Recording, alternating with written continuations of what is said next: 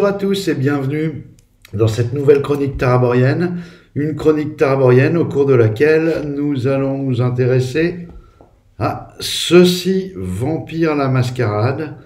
Ça va être l'occasion pour moi de faire un petit tour d'horizon de ce qui est sorti en français, en traduction chez Arcane Asylum, de cette nouvelle mouture de vampire. En préambule, je tiens à préciser que la première itération du jeu est sortie à une période où en fait je ne faisais pas de jeu de rôle. J'avais, comme beaucoup d'entre nous, fait un petit break jeu de rôle dans ma vie à ce moment-là. Donc c'est à la fois une nouvelle gamme et pour moi c'est aussi une découverte du jeu. Je n'ai pas trop de références par rapport à l'ancien Vampire, donc je vais pas m'amuser à vous dire « Ah, ça c'est beaucoup mieux », etc. hein.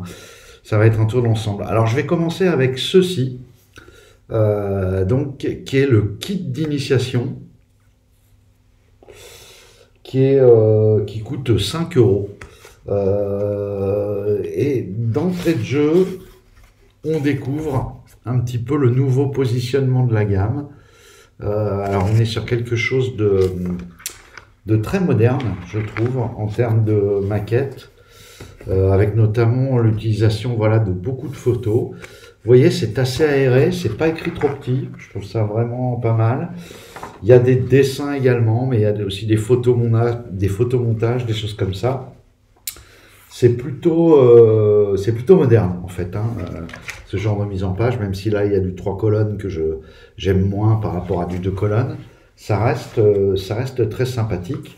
Alors qu'est-ce qu'on nous propose dans ce kit d'introduction? On nous propose de rapidement immerger la table dans l'univers de Vampire V5, avec, j'allais dire, une présentation assez succincte, une espèce de compendium de règles qui suffit pour jouer ce scénario et qui permet de découvrir un peu l'univers de manière à ce que si on accroche, on pourra poursuivre par la suite. L'histoire en elle-même, alors là encore j'ai peu de recul parce que j'ai peu lu de scénario de vampire, ça m'a l'air de se tenir. Il y a un chapitre, je crois que c'est le 3e chapitre, qui est un peu surprenant dans la mesure où c'est un chapitre quasiment essentiellement narratif en fait. Bon, c'est aussi ce que les règles du storytelling, le système storytelling de World of Darkness, du monde des ténèbres, propose. Donc on n'est pas dépaysé. Là j'ai l'impression qu'il le pose vraiment, en montrant qu'il est possible de faire avancer des moments de l'histoire sur un mode vraiment très très très narratif. D'ailleurs cette proposition elle a lieu en plusieurs endroits dans le livre, même sur des scènes, par exemple les scènes où les vampires doivent se nourrir quand ils souffrent de la soif. Eh bien il y a une option qui permet de jouer la scène en narratif et ça se clôt avec, je crois, juste un jet de dés pour résoudre la mécanique et voir combien de soif les vampires ont pu étancher. Et en tout cas, ça permet d'avancer. D'ailleurs, j'y reviendrai, mais moi, c'est ce que j'ai beaucoup aimé sur ce que j'ai lu de ce jeu. C'est c'est très fouillé en termes de background, c'est vraiment très vaste. Entre tous les clans de vampires, et les implications politiques, les implications aussi personnelles des joueurs qui sont des anciens suite à leur baiser, qui sont devenus des vampires, mais qui sont quand même des anciens humains avec un reste d'humanité pour lequel ils vont devoir se battre.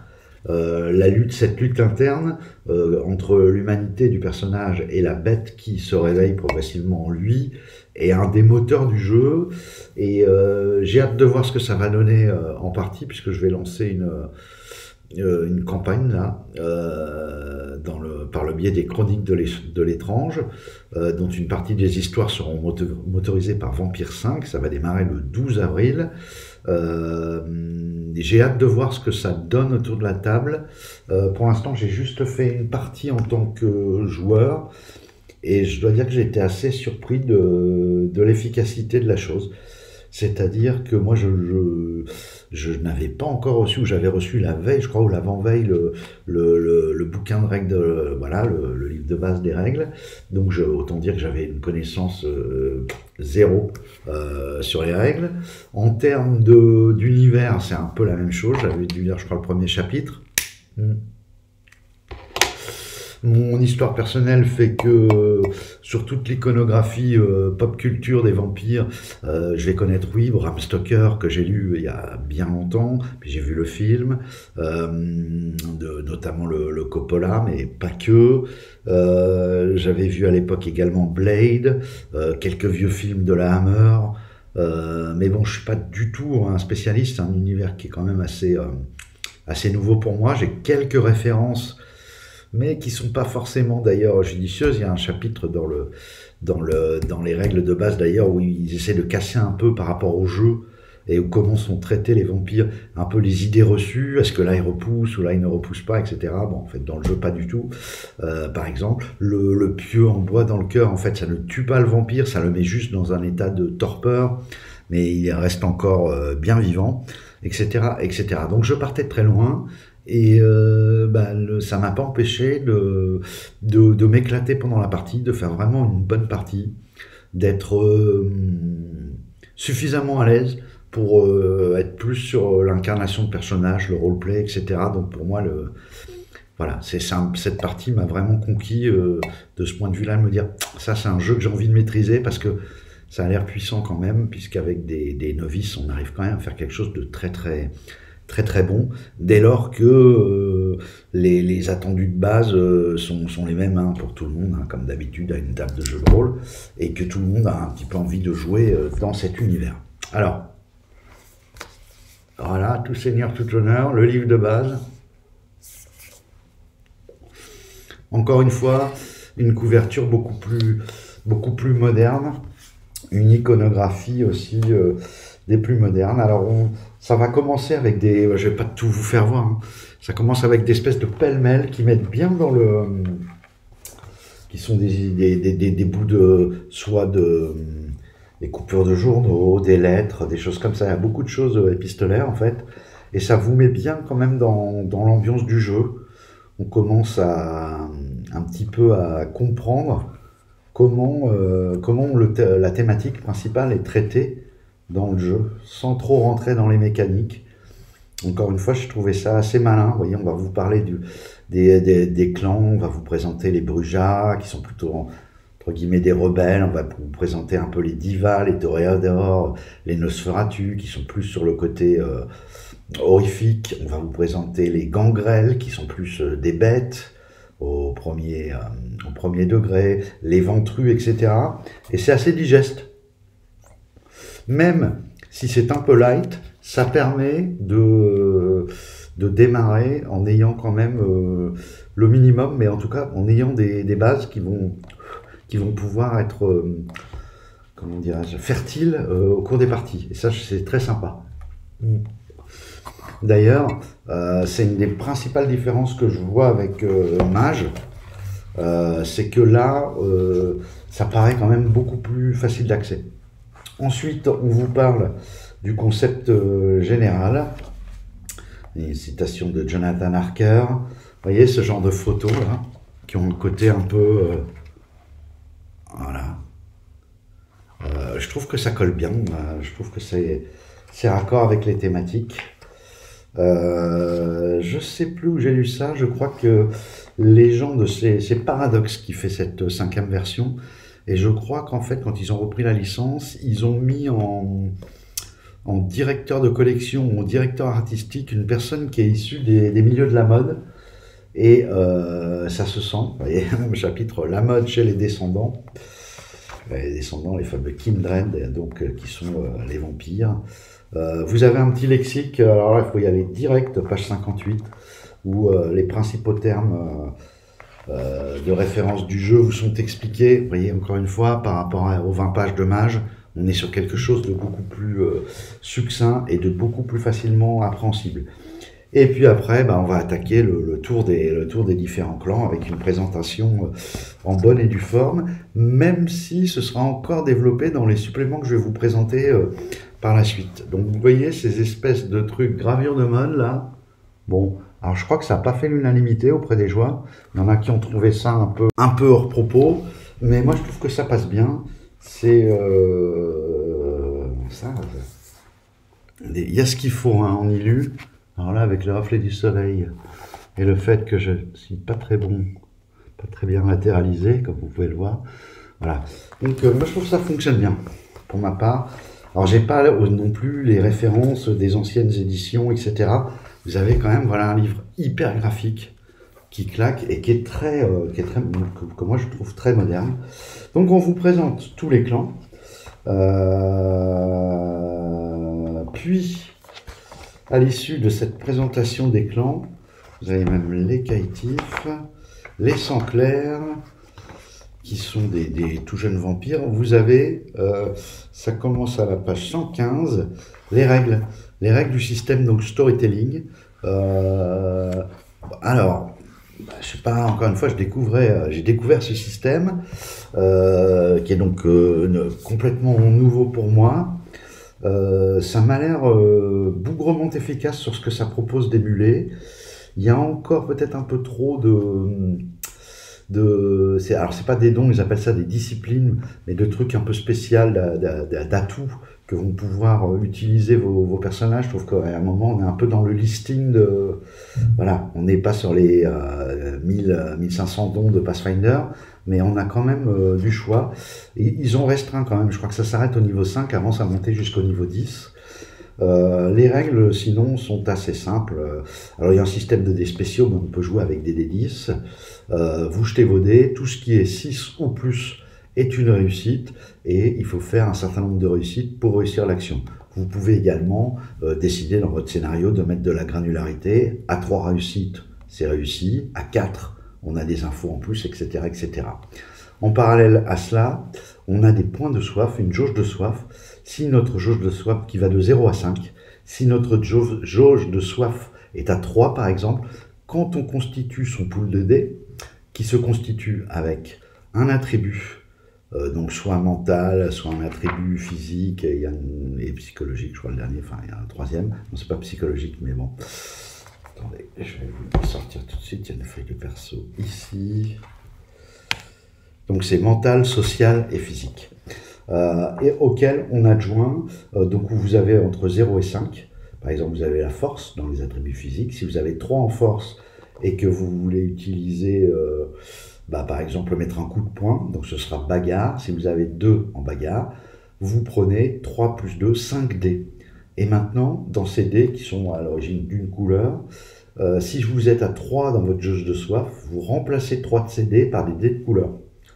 Voilà. Et du coup, ça peut déclencher des réussites bestiales ou des échecs, espèce un peu d'échecs critiques qui vous mettent dans des états d'énervement, de rage et de compulsion. Voilà, c'est le terme employé. Et après, selon votre clan, selon la compulsion, les compulsions ne sont pas les mêmes, il y a des variantes pour pas rejouer un peu tout le temps les mêmes scènes.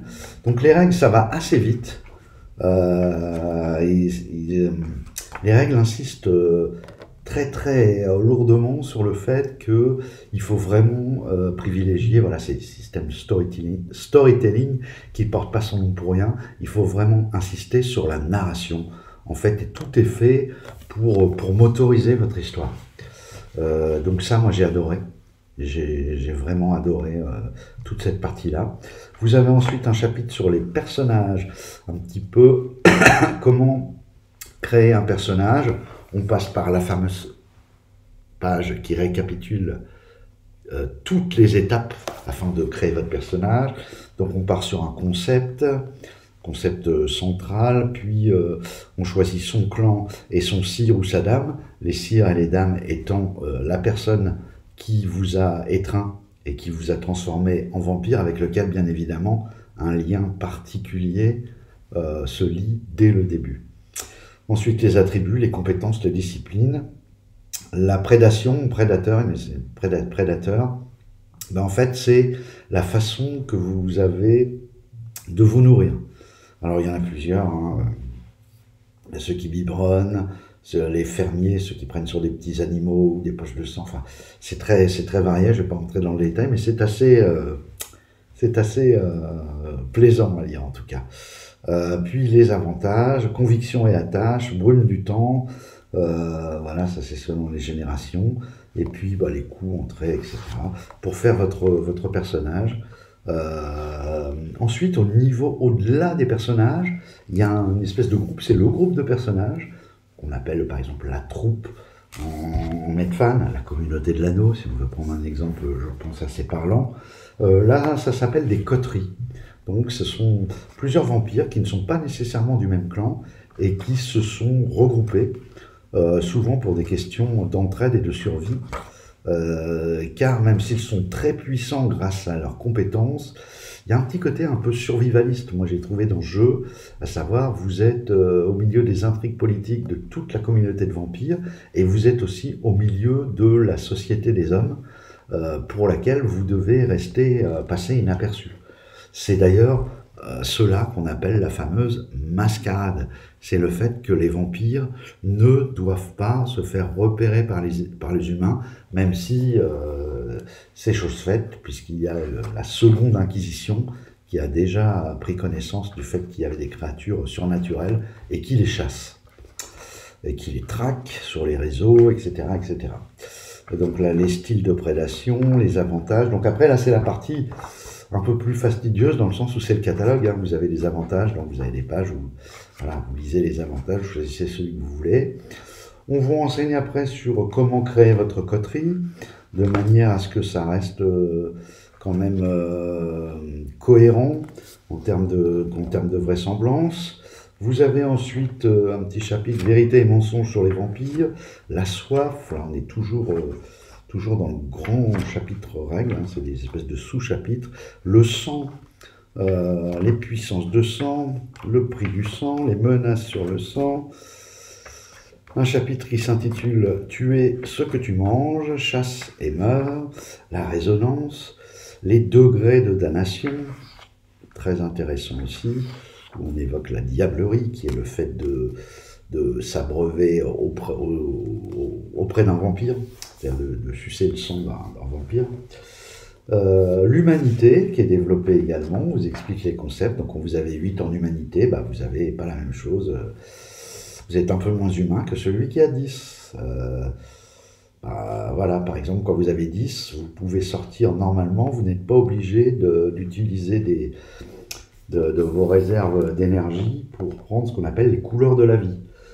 Quand vous n'avez plus ça, vous êtes obligé tous les jours de craquer des points, sinon en fait vous êtes un peu livide, vous êtes un peu genre le mort-vivant qui se balade, et c'est pas très cool pour aller dans les soirées, etc. Puis on arrive à la partie discipline, alors là aussi c'est assez long, hein. Voilà, ceci dit, les disciplines, déjà quand vous avez choisi votre clan, ça limite ce que vous avez à lire, on n'est pas obligé de tout lire non plus. Et puis vous avez enfin un chapitre que j'ai trouvé là, le système avancé, et là c'est vraiment là que c'est très bien fait. On vous explique les types de scènes, les différents modes de jeu que vous pouvez mettre en branle, et ce que ça sous-entend, les jets étendus, les conflits avancés, les options de conflits supplémentaires, les mouvements, le combat avancé pour le combat physique. C'est très bien parce qu'on vous prend un petit peu par la main et on vous fait le tour du propriétaire. Vous avez ensuite un chapitre sur les cités. Vous savez que les cités correspondent en gros pour une chronique à un setting. Si vous faites une partie sur, je sais pas, Los Angeles par exemple, bah vous jouerez dans la ville de Los Angeles et ses environs proches, mais le setting, on pourra considérer que c'est Los Angeles. Voilà, on vous donne quelques tuyaux pour bien arriver à...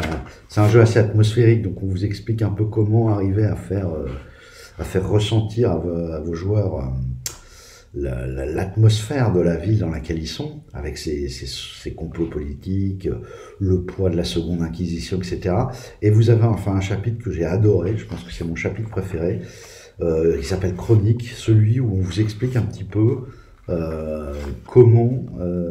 cette page est magnifique, je trouve cette photo... Voilà, rien d'exceptionnel, vous allez me dire, mais il y a du rouge, je ne sais pas si vous voyez le rouge qui claque, et du noir et blanc pour avec les traînées de lumière des voitures en mouvement, c'est super beau, très graphique. Oui, donc on vous explique un petit peu ce qu'il faut faire pour que votre chronique fonctionne et les différentes options qui s'offrent à vous. Encore une fois, j'ai trouvé ça, moi je connaissais pas du tout et apparemment c'est le principe qui est aussi vrai dès les éditions précédentes, hein, parce que les règles ont changé mais pas tant que ça. Je crois que c'est essentiellement les règles de soif et puis le fait que les disciplines s'arrêtent à 5 au lieu de 10 qui ont vraiment changé la donne. Pour le reste, on est en terrain connu. Et ben en fait, voilà quoi, c'est trop rare les jeux où ils vous expliquent et ils vous donnent des vrais outils que vous allez pouvoir utiliser en partie enfin complètement, mais en partie pour les mettre en œuvre dans vos scénarios. Enfin, après, vous avez ce qu'ils appellent justement outils. Alors là, il y a quelques antagonistes, toujours pratique. Toujours pratique quand on a besoin de PNJ.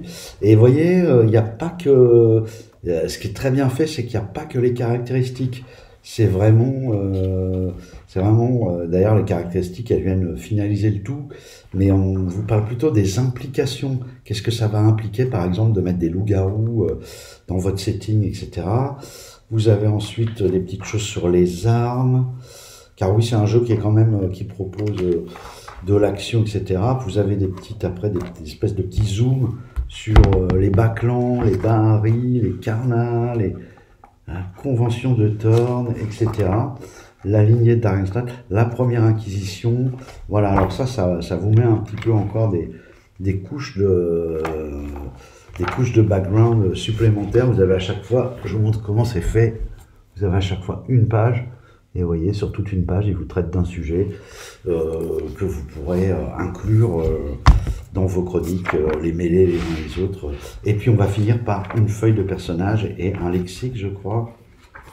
Je ne sais pas s'il y a un lexique, je me suis peut-être avancé. Non, il y a une table, si, une espèce de petit lexique. La feuille de personnage qui est, qui casse pas trois pattes, mais qui est propre, qui a le mérite d'être voilà, assez propre. Et puis on finit par, alors oui, les doubles pages intérieures, 50 victimes. Ça vous donne un peu des exemples de gens quand vous avez besoin de victimes pour vos personnages.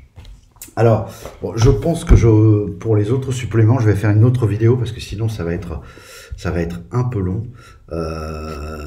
Donc je vais déjà vous donner un petit peu mon point de vue à la lecture donc, du kit d'initiation et de ce premier ouvrage qui est le gros de voilà, avec ça vous pouvez déjà jouer. Écoutez, moi ça a été une bonne claque, hein, il faut le dire. Je ne connaissais pas le jeu. Le jeu me plaît. Je trouve que j'ai hâte de tester ce système qui est vraiment sur la narration. Voilà, d'ailleurs le maître de jeu s'appelle le Conteur dans les Chroniques de Vampires. Voilà, j'ai vraiment hâte de découvrir. On est vraiment pris par la main. Il y a beaucoup de choses, mais il y a aussi un peu comme dans Mage, un peu des redites, des choses comme ça, ce qui fait que plus vous avancez dans le bouquin, plus votre background sur le jeu devient ténu, devient énorme, et plus ça vous donne envie d'aller plus loin. Et puis une claque esthétique. Alors, je crois qu'il y a des gens qui ont détesté hein, le parti pris graphique. Moi, je le trouve super. Pour moi, c'est le très bon compromis entre quelque chose de moderne, quelque chose de graphique et quelque chose de facile à lire. Aéré, mais touffu par le nombre d'infos quand même. Ceci dit, ça fait autour de 400 pages. Hein. C'est pas non plus... Voilà, 427 pages, 430 pages. Donc c'est pas non plus le petit ouvrage. Donc pour moi, pour l'instant, c'est le sans faute. Alors, il s'agit bien sûr là juste d'une partie en tant que joueur. Donc, autant dire pas grand-chose de ce que j'ai pu voir du système. Un petit peu, mais pas de quoi se faire un avis vraiment solide. Et pas encore masterisé. Donc, je pense qu'une fois que j'aurai commencé à masteriser, je vous ferai peut-être un retour sur ce que j'en pense, parce que finalement, c'est ça qui est intéressant, c'est autour de la table, est-ce que ce système tient ses promesses, est-ce que ça permet de raconter des histoires haletantes, est-ce que ça permet d'avoir une table de joueurs qui reste... si vous jouez, moi je joue en virtuel, on fait des parties de 3 heures qui restent focus pendant les 3 heures parce qu'ils sont pendus à vos lèvres ou complètement immergés et qu'ils attendent la suite. Voilà. On va tester tout ça, j'ai envie de dire, et puis je vous ferai des retours. Je ferai également une deuxième vidéo donc avec le supplément Camarilla, le supplément Anarch, la campagne La Chute de Londres, et puis je vous montrerai peut-être aussi l'écran du MJ qui est pas mal parce qu'il y a un petit livret aussi avec qui est encore une fois très bien senti et très malin, je trouve. De mémoire, il m'a semblé voir que, en tout cas pour l'édition américaine, ils vont sortir l'équivalent d'un Player's Handbook parce qu'en fait il se trouve qu'il y a certains clans au-delà des 8 ou 10 clans majeurs, qui sont disséminés un peu comme ça dans les suppléments.